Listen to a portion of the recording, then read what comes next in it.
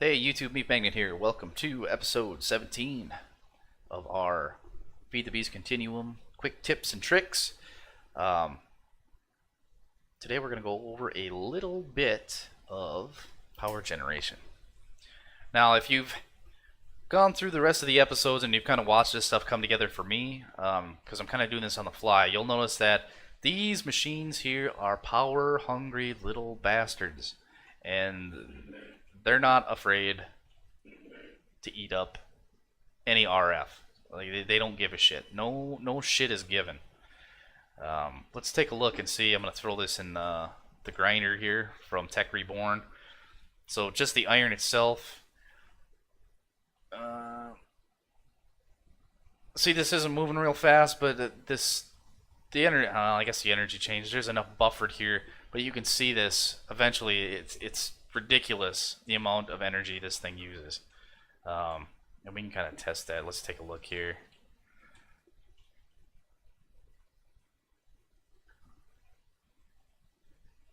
So it's chewing it up pretty good, running it right down. Granted, it's only 4K, but it's chewing it right the hell up. So just keep that in mind that if you're going to be using these machines, yeah, they're great to automate with, but they are power hungry bastards. So just kind of watch that a little bit. One of our biggest energy consumers here is the industrial blast furnace. So if you've been using this, throwing your titanium here in the top, once you've combined 4 of the smaller piles into a big one, you throw that guy in here. This takes absolute shit tons of energy. So how in the hell do we resolve that? Now, as you can see here, and you can see it in the last episode, I've kind of gotten away from Immersive Engineering's wires. I don't like them. They work good for some things. It's just it seems like they're kind of in the way, and they don't really necessarily get me to where I want to be. I've always gone through, and when I need to upgrade these, I just take them out and put them right back down in the same spot, and that just works well for me. I don't have to dick around with trying to hang wires and shit like that. Plus, the hole I've got in the ceiling here, no big deal. Nothing's getting in there. It's okay, and I can't fall in the fucking thing. So let's go take a look at what I've got going out here, because you're going to notice that if you've gone with your basic water wheel setup and just basic generator stuff, that it's probably not going to be adequate. So what I did here is I've got a second dynamo here, second setup, second water wheel, and I've got it hooked into this power cell. So this guy's just doing his business. Oh shit. One of the reasons I hate fucking holes in the ceiling, because I fall in the son of a bitches. Cover that fucker up right now.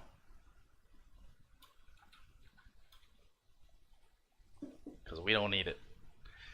So what I've got going is these are still strung in here. You can kind of see that down there. That dynamo is hooked into here, but our output is running through 2 of these. So we can get these to combine, so both, since this is output, it'll do 100 RF per tick if it needs to, and that's what I've got for transmissions going over that way.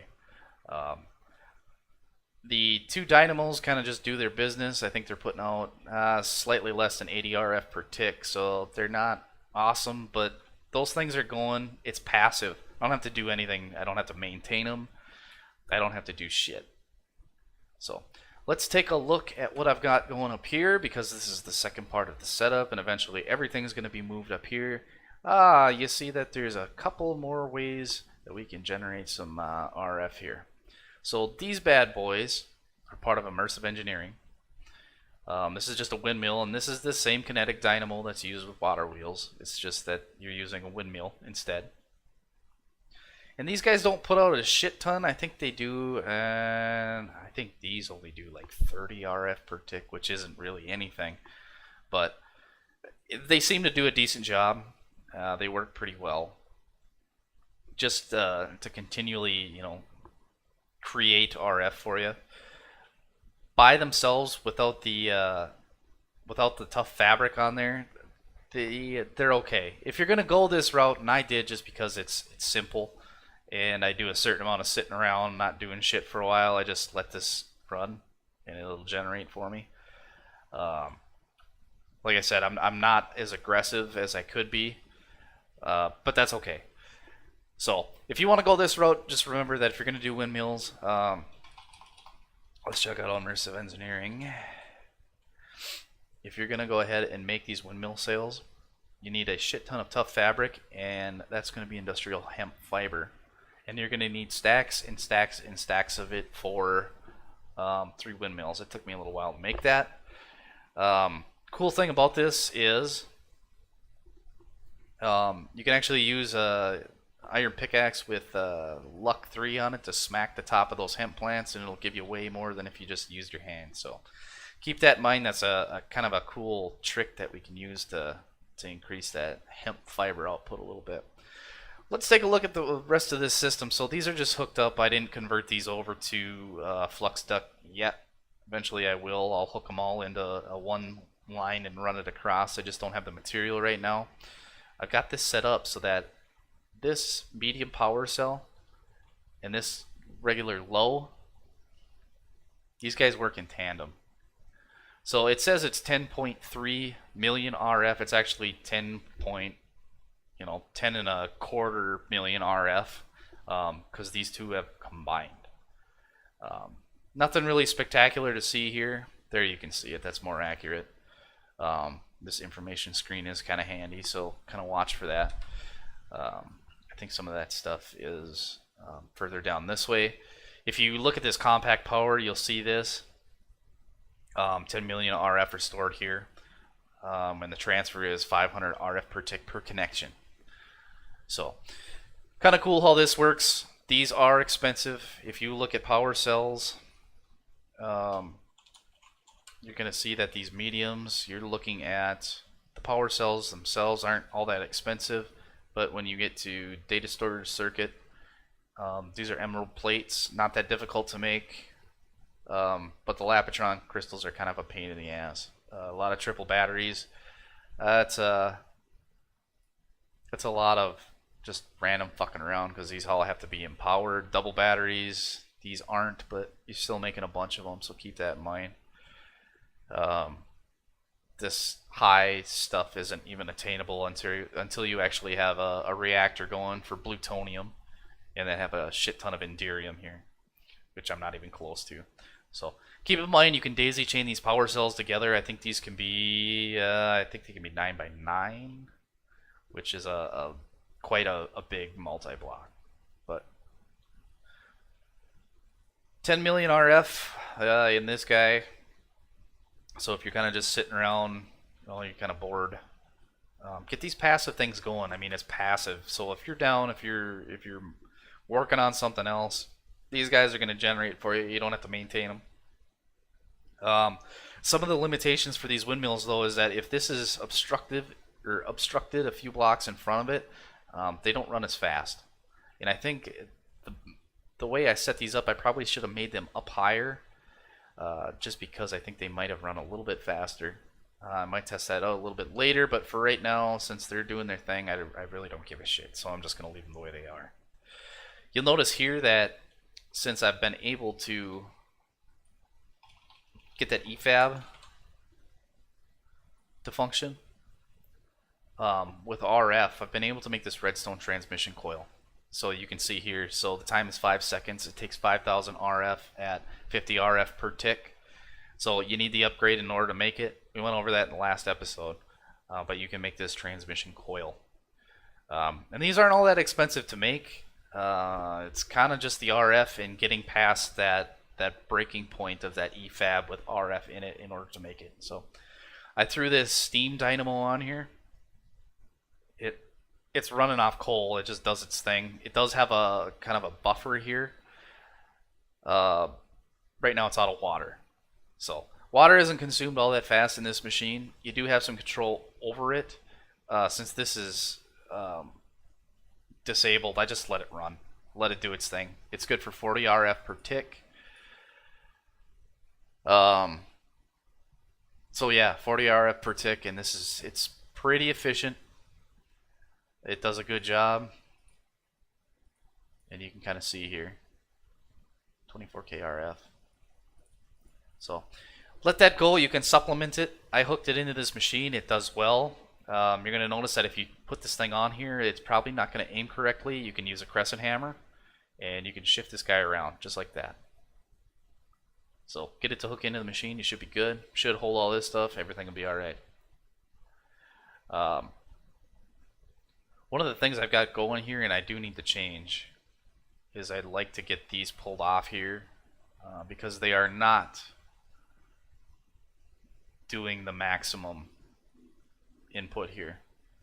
And it looks like it changed the output here is 200 RF per tick. So I don't know if that changes if you daisy these up with these guys. This is 1000 RF per tick when it said it should have been 500. So I don't know what in the hell, if that's legitimate or not. I don't know if you add these together in a multi-block, if it changes the RF per tick. It very well might.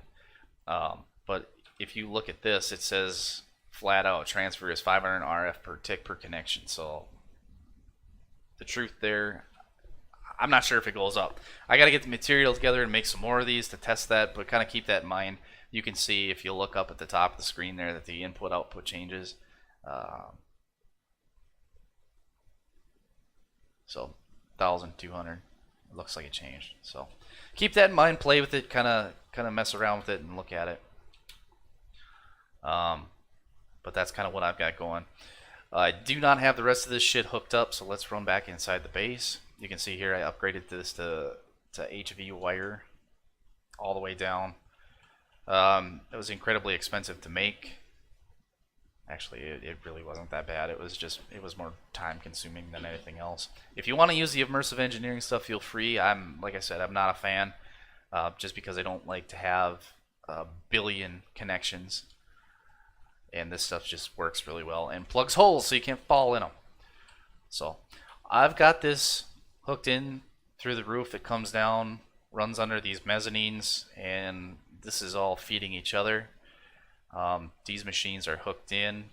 You can't really do this with the immersive engineering stuff, but you can see this is run through here, and then these all feed each other. If you look at these flux duct, though, you can see there is a 110K RF buffer that sits inside these things. I don't necessarily know. I know there's some that is stored in some of that immersive engineering stuff, but this is compounding. The more you add on here, the bigger the buffer. So those will stay, those machines will draw it. You can kind of use it as a sink because that comes off of the power cells, and this is just like another battery. So keep that in mind. The rest of this system I did hook into this, so this is one complete system. All of these are hooked into the same grid. It's all running off that big power cell, that medium upstairs, and that's just doing its business.